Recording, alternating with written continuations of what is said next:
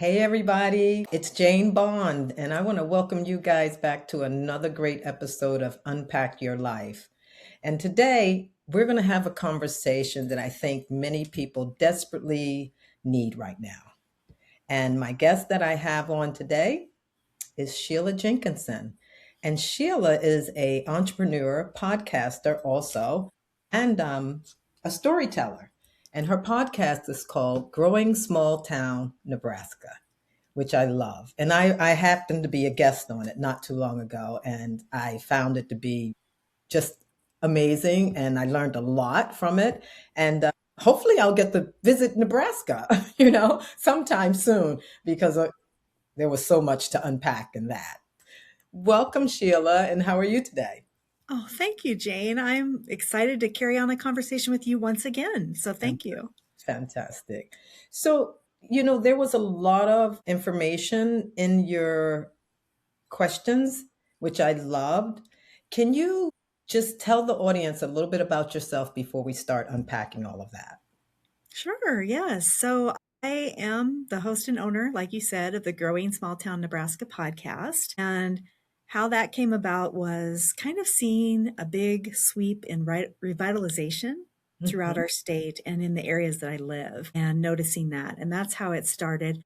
I'm an ex radio personality. And so this was kind of the next natural step, even though I kind of actually stepped away from radio for a bit, was going to do something different.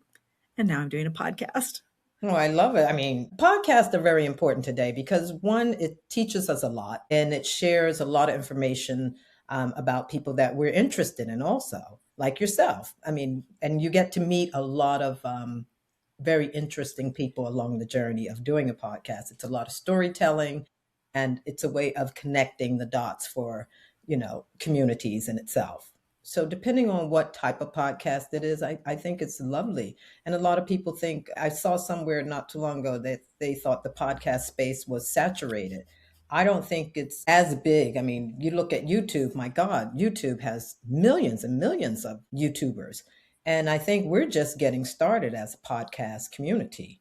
And there's a lot of stories. No, we don't want to hear what, Jeannie and Jackie are doing on Saturday night and they're just talking whatever. We want to hear real stories and, real information that we could walk away with and feel good about. Yeah, for sure. I think too with the podcast space and what happened with mine in particular, and I feel like the timing is still good. It's kind of about timing and how popular it is right now and getting those stories out. And you're right.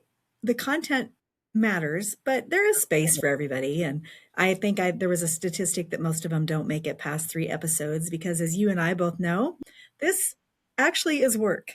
It is work. It's real work. And, there's research behind it. I mean, especially if you're putting something out there that's interesting enough that people want to tune in and listen to everything. It's personal, information is really good when people are looking for personal growth or they're looking to be a new entrepreneur to start in business. They're looking for information, and this is a place to find it. There's a lot of great podcasts out there with amazing content for people to build upon. So I think it's fantastic. And I think yours, I mean, just not knowing Nebraska, never been to Nebraska, my God, you have so much and everything. And like I said when I first met you, everything is rooted in Nebraska, which I love. Thank you. We can't wait to get you out here. And I'm No, just I'm going to coming. tour you all over the place. We're going to be doing this at some point. I had a conversation with someone about going to Nebraska. I said, I've never been that in that direction. I've been a Yeah. lot of places, but not there. And I said, I would love to go out there. I know you guys have a lot of retreats going on out there and things like that. And you have mountain climbing and hiking, and it's very outdoorsy. And I'm an outdoors person. I'm also a city person, but We have both. I'm definitely coming. I mean, we don't have cities like what you're used to, but our biggest communities are Lincoln and Omaha, and it's no comparison to Philadelphia or New York City by any means, but we have some bigger towns. I feel like every town in Nebraska is kind of a small town, though. But you, Sheila, you would be surprised. Philadelphia is a very big neighborhood city. I think I told you that. It's not as it's a big city in the scope of big cities, yes. But the people here are very deep rooted into Philadelphia. The fans, the restaurants, I mean, just the shopping, everything is all things Philadelphia. And Philadelphia is getting a real big push this year because of the 250th, birthday of the country. And this is pretty much where a lot of things started. So we Oh, have it's rich in entertainment place, history. rich in history, music, sports. I mean, all of it. We have it. And we have a lot of great homegrown people that comes out here. So I absolutely love and adore the city. Well, I have visited Philadelphia. We took a family vacation there. And, we did the touristy things and we stayed right across from Reading Terminal and One of my that which favorites. was fantastic. Yeah. Great places to eat, right? We didn't have Yeah, to go far. we So didn't. I wanted to talk to you about something that we don't really talk too much about here on Unpack Your Life. And I've been introducing the framework for it, which is identity audit. And I just wanted to ask you, one of the things when I looked at your questions, I saw that you had to peel back certain things to become Sheila Jenkinson again. Can you tell me a little bit about that, Sheila? Yeah, I think we all have to do that. I Mhm. feel like I am actually in the prime of my life right now. I really do feel like that. I feel like I am myself. I am doing what I love. I am not, I don't know, there are certain things that I don't quite take anymore, but Okay. yet, I met somebody right before I turned 50. I don't even know who that was. I think I was at Hobby Lobby doing the Oh, crafting thing. And I said something about, I'm going to be 50. And this lady said to me, "Oh, 50, that is just a time that you can reinvent yourself. And it's like a freeing time." And I thought, absolutely. really? You know what? I'm going to own that.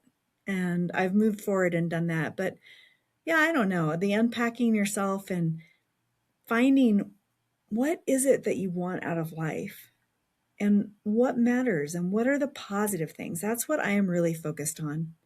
There's been plenty of negative in my Absolutely. past, as everybody has that.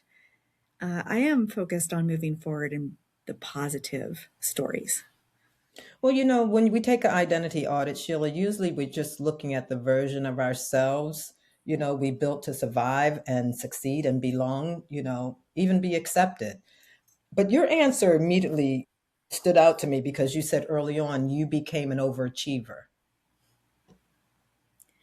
I think some of that comes out of the time I was raised in, Mhm. too. 71 is when I was born. Women have, a lot has changed for us. A lot has changed for us in finding our voice and things like that. And so I think an overachiever, I think for one thing, I kind of wanted to be noticed. Okay, As the baby, I was the fourth of four girls. that's There's right. a You said big that. age gap in there. And sometimes I just wanted to be heard. Absolutely. And seen, of course, Yeah, of course. I'm the second child from the baby, so I know exactly what that's like. Do you right. remember when you first realized you were performing competence instead of simply just trusting yourself? Say that again. I said, do you remember when you realized where you were just performing instead of trusting yourself and your competence of being smart? Oh, most of my life. Most of my life I was performing. Um, Okay. yeah, and now I I'm not performing. I That's a good, am I am what I am. This is real. This is, I don't know that I'm for everybody, but this positive and this excitement for just life, that's mhm. really what I am.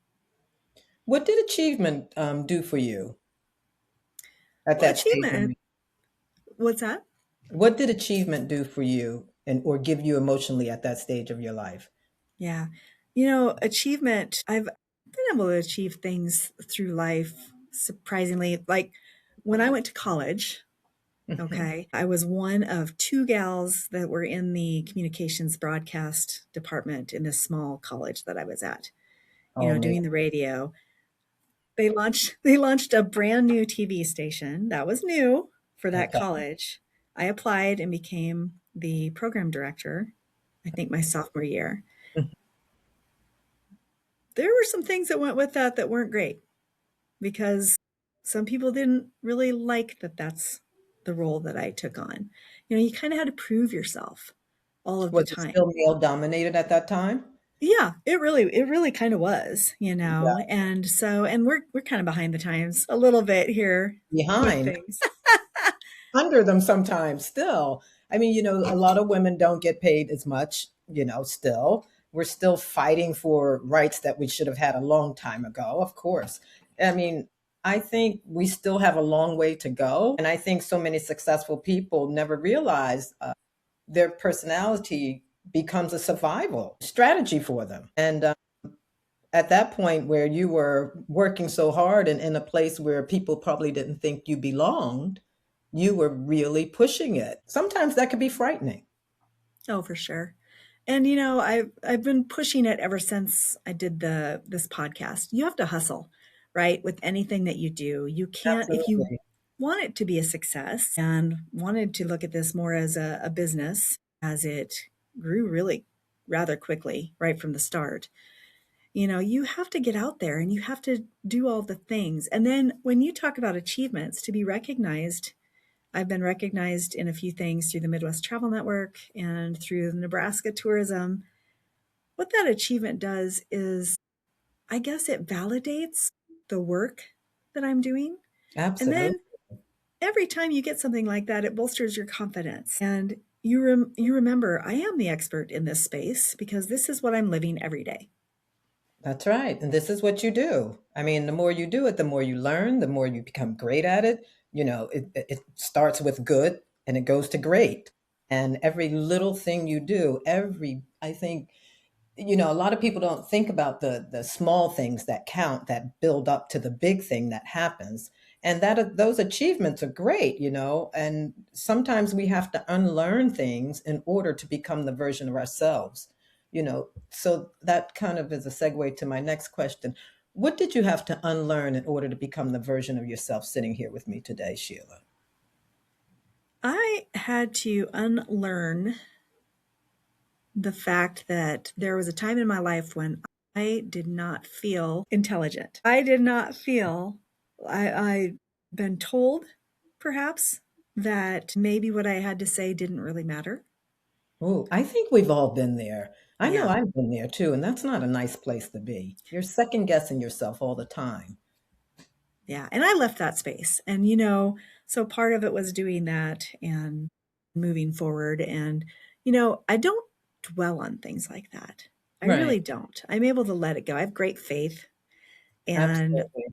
that helps a lot Yeah. because I think too, I realize that everybody is human.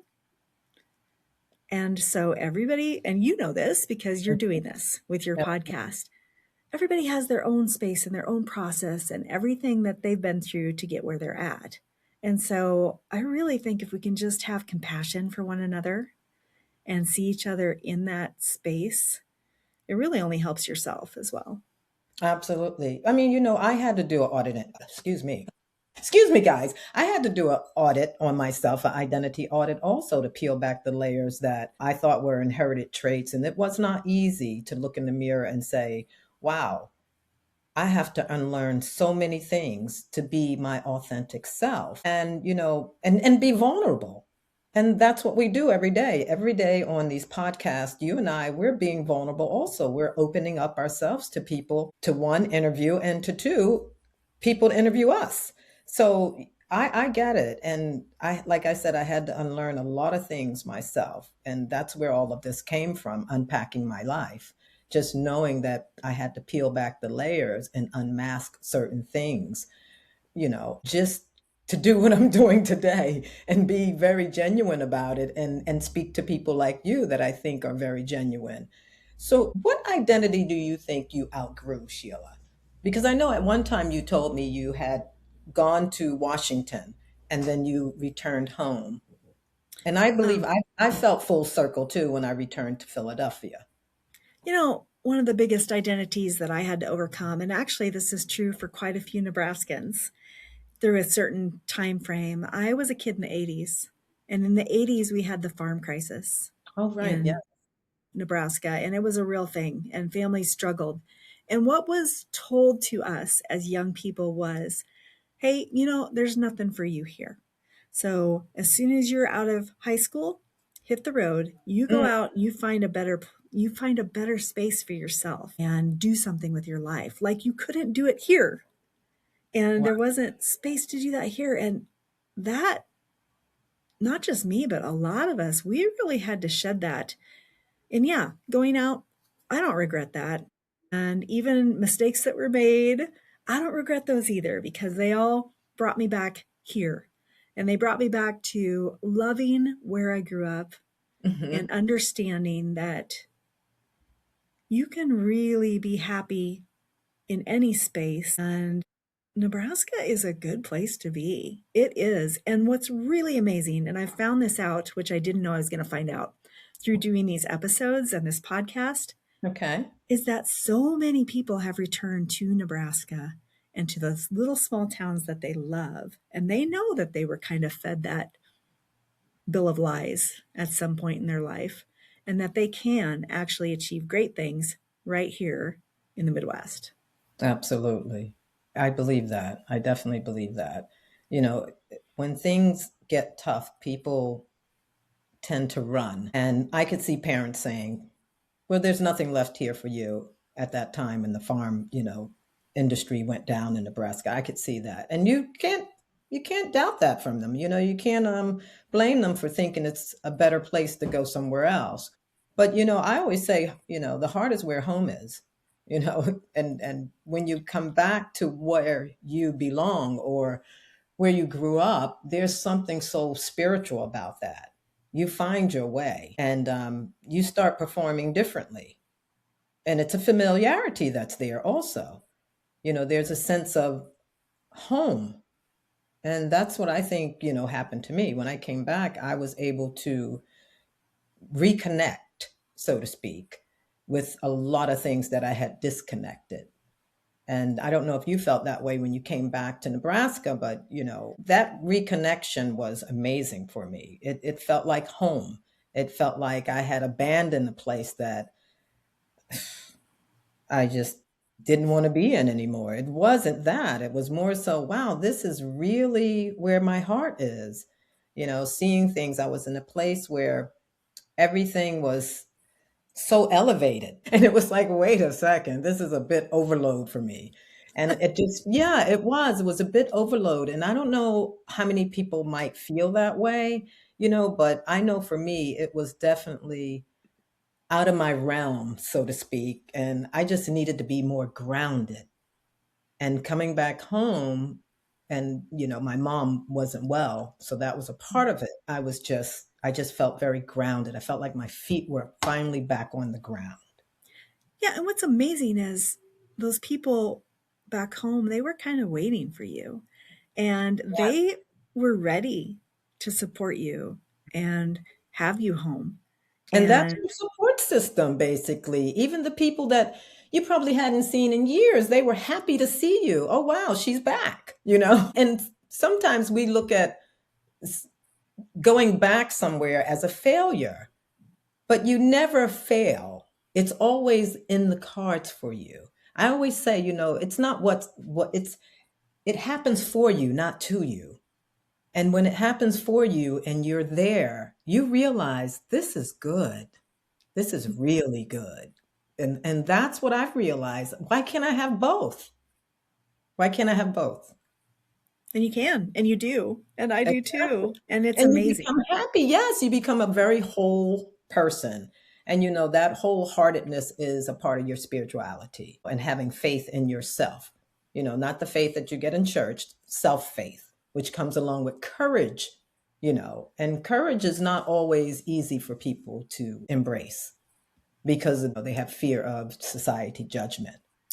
Yeah, I think the problem with feeling courageous is you feel, and especially in the Midwest we have that where you almost don't want to promote yourself. That's kind of ingrained in Yeah. us Yeah, too. yeah, that could be. Yeah, I get And that. it's okay to It is. say, hey, I want you to know this about me, and this is what I have to offer. I agree. I agree 100% because most of the time, When we're not promoting ourselves, we're promoting someone else. So why not ourselves, right? This is what we do. This is who we are. You might find it very interesting if you look into it, And you if you know, don't, that's okay. Move on. right? Well, no, say it. Don't worry about it. You're in a good space here. Yeah. Yeah. So I feel like you and I have a lot of similarities in that we went out, we explored our worlds, right? We took in new things. Some things were Oh, good, some things were not so good. And then we and came that's home. okay too. Yeah. What became more important than approval for you? Oh, that's such a good question, Jane. More important than approval. Yeah, because I think I was seeking approval through many, many years and everything that I did. I think what became more important than approval was knowing that I'm okay and that I do have gifts to share and that I do have a voice. And I think what became more important than that was kind of loving people and loving life and taking it all in stride and all with joy in the good and the bad. Absolutely. I think the world could use a lot more empathy these days and compassion, and like I said, to be your authentic self, you have to be vulnerable. And it's not easy for people to be vulnerable because that's when you open up and you allow people in. And that's when we're intimate, we're more loving, we're more honest with ourselves, and a lot of people are afraid to be vulnerable because they're exposed. And I say it's nothing wrong with being vulnerable because that's how we learn. That's how we, interact and engage with people. But a lot of people are fear, they have fear about vulnerability, like I said, because they feel exposed. And everybody can't have compassion. You have to be very careful who you look for to hand you some of that compassion. So it's really difficult out here for a lot of people. And if they're performing and they are not in the right mind, and like I said, identity plays a lot in that in reference to just engaging with people. And like I said to another person I was speaking to the other day, I said, listen, the person you're speaking to or the person that's in front of you has so much going on with them, as far as who they are. It's genetic, it's in their DNA. You have generations that are standing in front of you, not just that individual. You have to take a lot of that into accountability when you're speaking to someone and just give them grace too, because you just never know. Yeah, I think that's important. We have something here we call Nebraska nice. I'm telling you, it's a thing. There are also Nebraska not so nice, but we have Nebraska nice here. And we walk down the street and then we do this elsewhere and people look at us really weird. And you're like, hey, how are you? And you really are actually interested. How are you? Oh, Like, right. Yeah, it's, absolutely. yeah. I And, speak to everybody. I smile all the time and I look people in their face when I'm walking down the street. I don't look away and, you know, I say hello. Even sometimes when they don't look like they want to say hello, I say hello. but that throws people off too, in some place, and there's something different about that. And I do really feel, I know everybody's saying that, throw kindness around like confetti. Really, though, what's it take? It actually takes more energy to be unkind or to think those negative thoughts than it does to think nice thoughts and just be kind to that person that you just met. Now, you have to be careful. You can be Yes, too kind and you can open yourself up to things that aren't great. So you have to be watchful. absolutely. I mean, Yes, it's this a is true thing. true. But what does it hurt to smile? Or, Mm, like you said, when you greet somebody, greet them, yeah, make eye definitely, contact. definitely. I think it's very important to really look at people when you're speaking to them and get a connection. When you're having a conversation with someone, to look all around the place instead of looking them in the face or looking them dead in their eyes. And a lot, I know for me, I look people in the eyes when I'm talking to them, and a lot of people get very uncomfortable with that. But I was taught to look people in the eyes. My dad always Same. said, when you talk to someone, you look them dead in the eyes. And there was other theories behind that too, but I won't expose that. So yeah, he always told me that. He said, when you talk to people, make sure, especially men, you look them in the eye and you speak to them head on, Jane. And then you'll get the real answers, because either they'll do one or two things. They'll look you back in the eyes and give you the right answer, or they'll look away. And when they look away, that's when take precaution. There you And go. Yeah. that's what he taught. He taught Good me that job, a long Dad. time ago. Yeah. So Sheila, what does authenticity mean to you? Yeah. Boy, there's a lot of inauthenticity. There it is, out Yeah. there.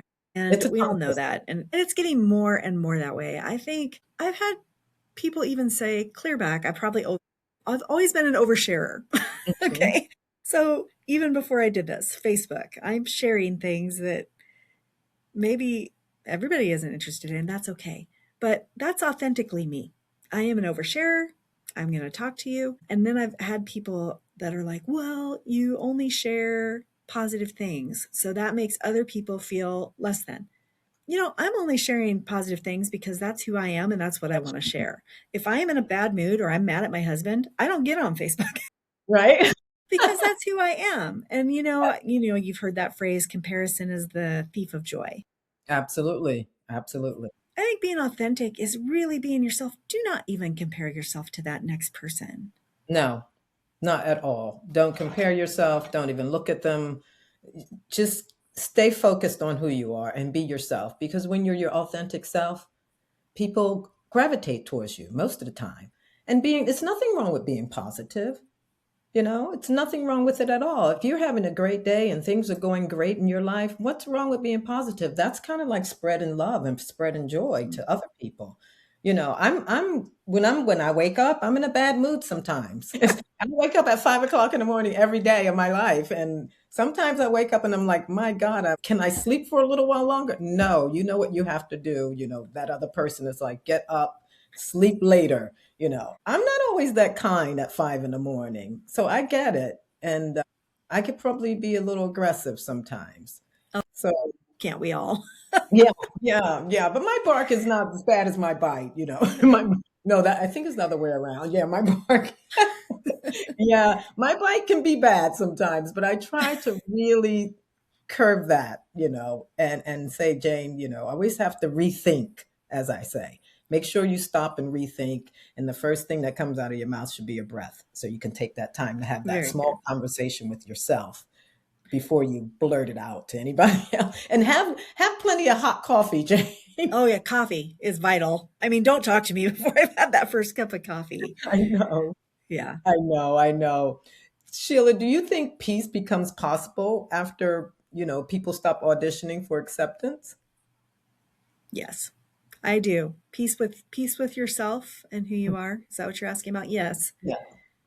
I Man, yes. I think we are our hardest critics. I have always been my hardest critic.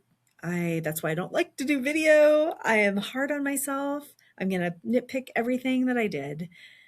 But I think really when you can just say, well, okay, I don't like video. That's fine. That is me being authentic.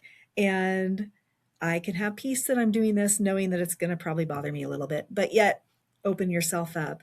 But I think all of life is that way, you know. Well, we're our biggest critics, and video can be difficult because we're always, and especially we're women, we're always looking at what's wrong and what's not right. And, for me, it's always, am I wearing the right color? That's as deep as it gets for me. Pull my hair back, I put a little makeup on, and boom, I'm there.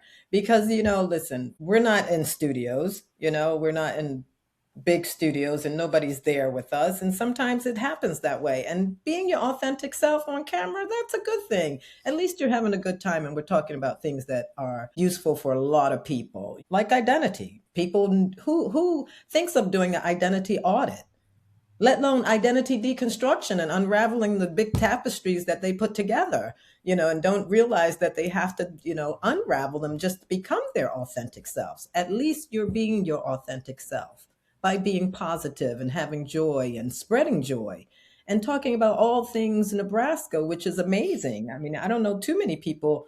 That's why I wanted to interview you and I was on your show, because I was drawn to you being so grounded and so rooted in Nebraska. A lot of people, like you said, when the farm industry took a downturn, they were sharing with you, you need to get out of here. Nothing's going to happen. But look, you came back to Nebraska and you made shit happen. Okay. All things Nebraska, which is great. And what a great name for your podcast, Growing Small Town Nebraska. That's an attraction in itself. I would have never even thought about talking to someone if I hadn't saw the title. I was like, wow, this seems very interesting. Then I started doing my research on you and I went, this is very interesting. That's who I want to interview. I'm not going to talk. I'm not thinking about Nebraska. I want to know about her because this is where it all starts when it comes to identity traits and how we grow up and what, we pick up and how we run with it. And then we find ourselves returning back to our roots of it. Who did we have to be in the world and survive? And these are the questions when it comes to identity. And here it is, you and I both, all we had to do is be ourselves. We found our way back home. And if we go anywhere else, we're still going to understand that home is where our heart will always be. So no, I say go for it. That's why you seem so settled, Yeah, And what's amazing I love too. it. Oh, thank you, Jane. I'm so glad you did reach out. I got that email and I was like, what is this? And so then of course, I listened to some of your episodes because you and I both get a lot of requests. You get a lot of emails and requests to be on other shows or have them be on your show. And so, of course, the first thing we do is investigate, right? Absolutely. And your show is so authentic and so Thank different. you. And you're just diving in. Each one is really different from the other Absolutely. one. And because I mean, these are humans and humans are all different. And And it's a you're safe diving in. space. It's a safe space for people to unpack their lives and be genuine with themselves. And I think people can feel that as they can feel that from you, Sheila. You're very genuine and you love what you do, and it shows. I love what I do. Every day is an adventure. I now love Mondays. I'm crazy on Mondays. I'm so excited because it's a brand new week and I'm just thrilled with whatever's happening. I mean, it sounds crazy, but I love every aspect of what I do. Absolutely. And you talked about meeting so many great people, and I am meeting these movers and shakers in these tiny little towns sometimes of under 300 people sometimes. And they are making a huge difference in their little space of the world. And I can't do anything but be joyful about it. Yeah, definitely. I call what we did, coming back, I call it rebuilding our identity equity. That's the internal value we hold about ourselves outside of our titles, Sheila. So I applaud you and I applaud myself for our achievement in being authentically ourselves and being authentically human and learning how to rebuild ourselves because sometimes things happen and a lot of people really don't get it. They don't know how to do that. And I think, like I said, I'll applaud ourselves for that. You too. And that is our identity equity. And people must understand, what is it costing you to be someone else, to survive in the world that you just don't want to be in? So you keep going and you double down and you go into this, what I call identity foreclosure because of your inherited traits. But there's a way to fight out of that, fight your way back out of that. And I think that's what, you and I did in our own way by saying, no, we're not going to do this to ourselves. I'm not going to damage myself. I want to be happy. I want to be free. I want to be loving. I want to be my authentic self. And that's why Unpack Your Life is so important to me. And it's very important to me and authentically me by meeting people like you that can share that with me. And now we're authentically friends and we can't wait to visit each other. That's why I am coming to Nebraska. Don't you worry about that. I think many people don't, they lose themselves. You know what I mean? And I don't Yeah. think people really reflect on what is possible when they're traveling through their journeys because they get so caught up in being something else. And that's a scary thing to me. I just think if you try hard enough, you will find your way back through it. And I think you and I, we did in our own way with our Yeah. own dramatics. I think they lose themselves quietly. Yeah. And I know that you came out of a space like that. I came out of a space like that. Mhm. You do. Somewhere along the line, a person tends to lose themselves. Yeah, And you're so 100%. focused on showing people, what can I do, that you're not doing the right thing. You're just performing. And Yeah. that performance, especially high achievers, I mean, at one time I was so engrossed in that. And when I look back on it, in retrospect, I just say to myself, my God, was I there? Was I really there? I don't want to go there anymore. I like where I am. I love where I am. That's this is powerful to me. Yeah. And you Yeah, talked about success is different than being authentically you. You can be absolutely. successful but not have joy, or you can be what maybe others don't consider successful and find complete joy. Everybody defines success differently. And that's one thing I can say. Everybody looks at success differently. Don't understand why I'm so tongue tied today. But I think, the way I look at success is freedom, Mm. joy, peace, definitely peace. I'm at peace. I know who I am, and I believe you do, and by what you do and how you live your life. And it seems definitely authentically you. Well, thank you. Yeah, definitely. What no longer matters to you? Oh, yeah. So I talked about the video thing, but it really doesn't actually matter to me how I appear to others anymore. I, I mean, this really is it. I do Mhm. smile a lot. I do laugh a lot. I probably Yeah. talk too much. I share too much. But No. I'm Don't. probably going to be one of your best friends, whether you want me to or not. I don't know. I have a thing about sharing. Like I said, when you're sharing, you just kind of have to know who you're sharing with. If you feel comfortable enough, there's certain answers you get back, and there's certain reactions when you do share things with people. Some people try to fix you, some people try to compete with you when you share certain things. That's why I said you have to be very careful who you go to for compassion, because if that person can't live there with you and deal with what you're going through and be compassionate for you, then you're talking to the wrong person. That's why when something happens, you have to know who you're going to call to share with, because it could be a little dangerous for some people, and that's where vulnerability comes into play also. But yeah, you have to be careful with who you're looking for compassion from. Yeah. There's a You know, lot I of think I think Jane too. I think I get what I call God nudges. And I God brings people into my life in different ways, not just through the podcast, but through other ways. right. And it's interesting, and I know everybody has this happen if they just listen and pay attention. Some of the things that I went through were so that I could help somebody else. Okay. And you will know when it's that person. I don't share every detail of my life with every person, Right. but certain people come into your life and they need to hear those details that are reserved specifically for them so that they can get through their time now, get to Absolutely. their next step, and find themselves. I get that. I totally get that. Well, what boundaries help create this version of your life? Because I know for me, I had to put some boundaries in place for, to love certain people at a distance in order to love them simultaneously with loving myself. Yeah. Wow. I have put a boundary between taking on other people's negativity. That is not my own. And I Yeah. am not going to hold on to that anymore.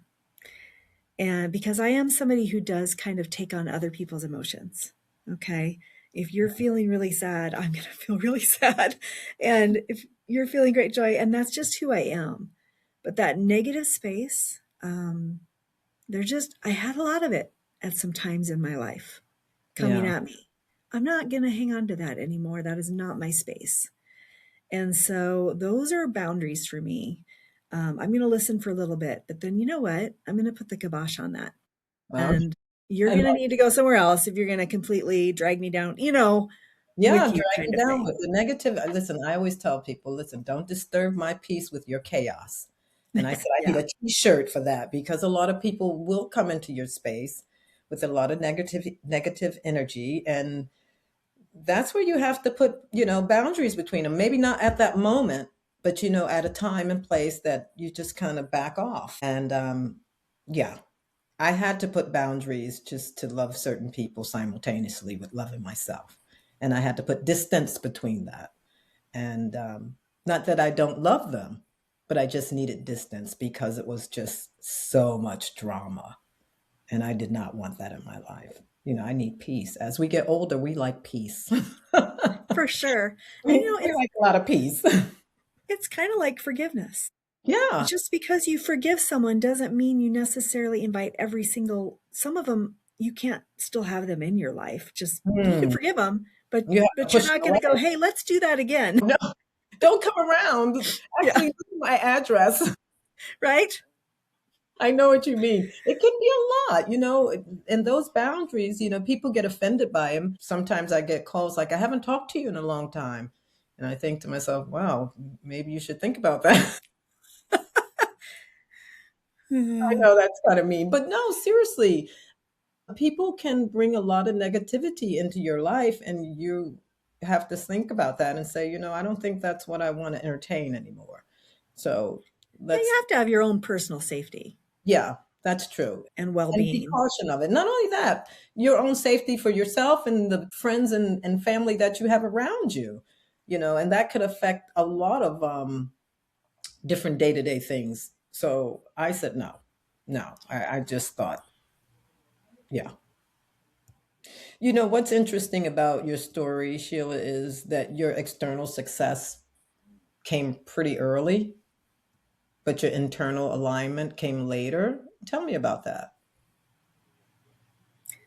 Yeah, well, I think it goes back to when you talked about performance Hmm. versus authenticity. I think, yeah, I still had successes early on, but they were performance based.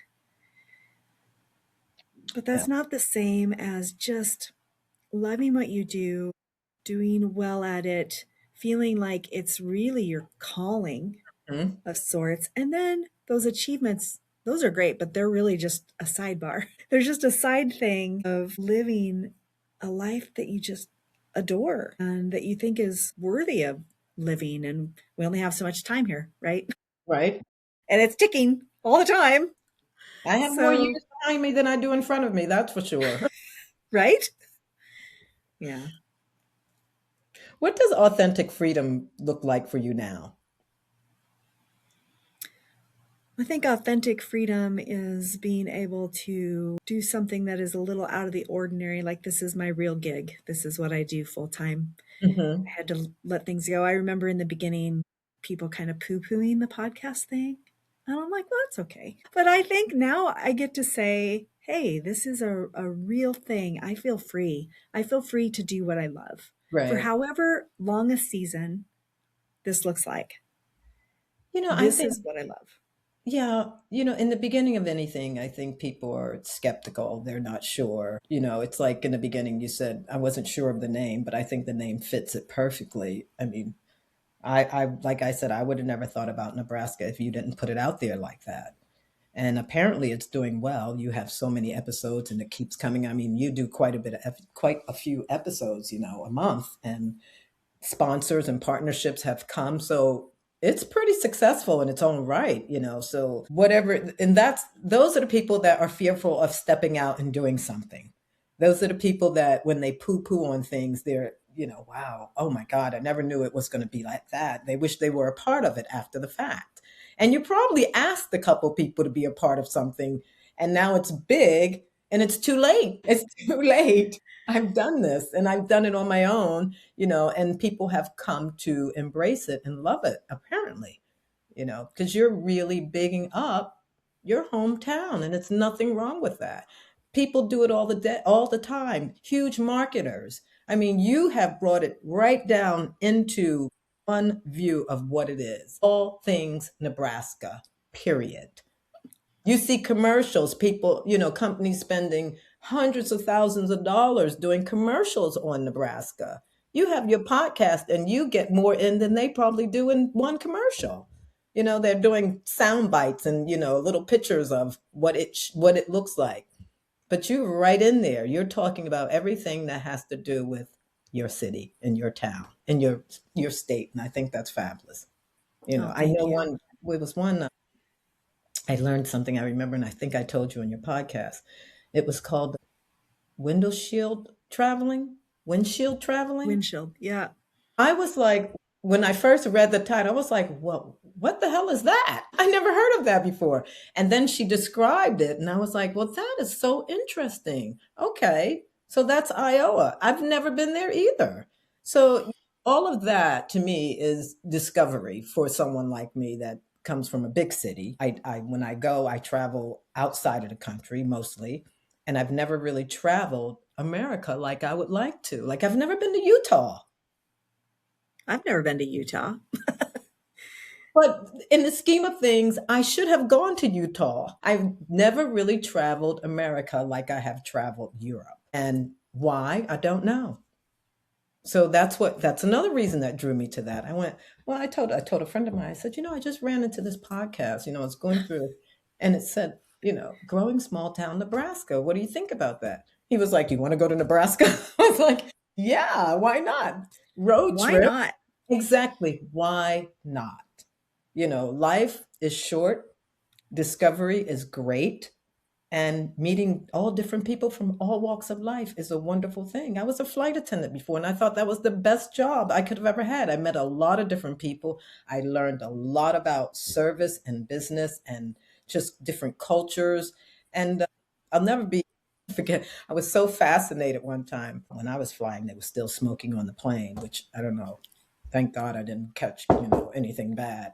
But I remember seeing cigarettes in a can and being amazed. Like I had never seen cigarettes in a can, and that stuck with me. And then, all the different people speaking all different languages, asking for the same thing, but in different languages. I was just so intrigued and I loved every bit of it. So I think, that's where most of my character was built also. I was cultivating that part of my life too. I always say people, we're a collector of things as opposed to cultivating our character. And that's, I think, where we get it confused most of the time. It is interesting. I look at my childhood and living in Nebraska, and we are people that we would get in our car and we would go for a couple of hours and see. We tent camped at Lake Merritt, which is a beautiful place, and our skies here are brilliant with stars. Wow. And the terrain varies. It's a big state. And as you travel, you've got the river, and you've got Mhm. bluffs, and you have all of these unique things to see. Just like everybody else, took my own space for granted a bit. And my mother, she's gone now, but my mother loved Nebraska and she loved to travel. And for 2 years out of her life, she was mostly stay at home. 2 years out of her life, she did this job called the executive secretary of the Highway 20 Association. And I was in college. I And love I, it. I love I it. came home one summer and I went in the car with her and I was going to be this big videographer and I was going to document everything. And it was Uh, horrible. And I never did anything with it. But I got in the car with her and traveled parts of Nebraska along Highway 20, and I mhm. saw things I'd never seen, and I saw my mother's enthusiasm for that. Wow. And I Wow. think now, and she'd be so happy and excited about all this, but Of that was something course. that influenced me. I can imagine, thinking about all those things and really learning about where you are. I remember a while ago, maybe 5, 6 years, I came back to visit my family here. I don't know, it could have been a holiday. And I remember thinking, there's so many things to do that I haven't done in Philadelphia. Why haven't I taken a carriage ride down to Independence Place? Why haven't I gone to Betsy Ross' house since I was a kid? And the only reason I went there then is because we had to, for school. There's so many things, the Please Touch Museum. And now that I have a 4-year-old great nephew, I love taking him places. I took him to see the Top of the Pops. Huh. And I started crying because I couldn't believe he enjoyed it. And he sat on my lap and he clapped just like all the adults and he was screaming, "Oh my God, the princess, she has on a very beautiful dress, Auntie." And I thought that was so cute. And I just started tearing up and crying a little bit because I about 4 years old and he loves this right now. He's loving it. And he asked me when we were going to go back. And So you take a lot of things for granted. why can't we be tourists in our own state? Exactly. I Yeah. agree with you. I agree with you, especially if the state has something to offer. Especially. Yeah. If someone was listening, realizes that they've built an entire identity around proving and performing or surviving, where do they begin unpacking to you? Oh, wow. I don't know. I think, well, first of all, they should talk to you because you're going to dig in and dive in. Your life, right? Little plug for you, but I do think just kind of looking at where you're at. Are you happy? Are you happy right now doing what you're doing? Right. Or are you just doing it because it's what you're doing and you're in it right now? And when you get up in the morning, is it hard for you to jump out of bed and go, all right, it's Monday? Yeah, I've lived that life. I'm not going to live that life anymore. Yeah. You know, I think that's part of it. Like, where is your joy? Where is your joy coming from? Is absolutely. it forced or is it real? You know? I tell people run to what fascinates you. Run to what you it doesn't matter what time it is or what day it is. You feel like you really have to get back into whatever it is that you're fascinated by. It's nothing anything what I'm doing right now, I absolutely love. I absolutely love it. I have what I call the identity method, and I can't wait to reveal the rest of that to people because it really peels back all these questions that people need to ask themselves. And what I love about this conversation with you, Sheila, it's not theory. This is authentic. You embody this. And that's so important. You're speaking from embodiment. And I think that's a beautiful thing when you embrace what you love and you're not performing for anyone. You have really, I believe, in my opinion, have done an identity audit and actually peeled all the layers back and said, this is who I am. Take it or leave it. What you see is what you get. And your story really reflects what happens after an identity audit. And I love it. And even after identity deconstruction, you said, I am not that person. I am this person. Even when you thought you weren't smart enough, you were really smart enough. Yeah. When you take all of that into account, and you moved from proving to peace, from pressure to presence, and from validation to truth. And I think that is amazing. And that's the kind of success, people are truly searching for now. And that's why I ask you, what would you tell people when it came to unpacking their lives? Because all of this matters. Like I talked to you about doing the identity, how you and I have understood identity equity. What does it cost you to not be yourself, to sit into an identity that is not really you? I know it cost me a lot. I burnt the house down. I don't care what anybody says. I say, burn the damn house down. If it ain't working, burn it down. But being myself again was one of the best things I could have ever done. I'm happy. I'm at peace. I know who I am. You know, I love the people that I love. They love me back. They give me support. And I feel that from you. And that's why I created this Unpack Your Life, because I was really going through something. And then I had to peel it all the way back and find out why and understand why. And that's where I am now. And I want to help a lot of people out there really understand you need to unpack frequently. Like I said, I burnt the house down, and I don't think anybody has to do that, but I had to do that to embody, what I'm giving the world right now. And it's not theory. It was never theory. It came from real experience, life experience, and going through it, really living it. And that's the only way I'm able to put it out there. I had to unpack my life, and now I understand what it took to unpack my life, those 5 methods. And Yes, I went to deconstruction. I went through identity audit. I went through reconstruction and construction. And I say you have to either live your life by design or default. And if you live it by default, you might as well just fold it up and die anyway because you're going to regret everything. And it's nothing worse than regretting, things that you really wanted to do in your life, but you just didn't have the courage, to get out there and do them. And courage, it takes a lot. Courage is, coupled up with faith, and a lot of people want to belong. And what we do is, we shapeshift and we still don't belong, even when we go there. So I feel for people out here that are going through that.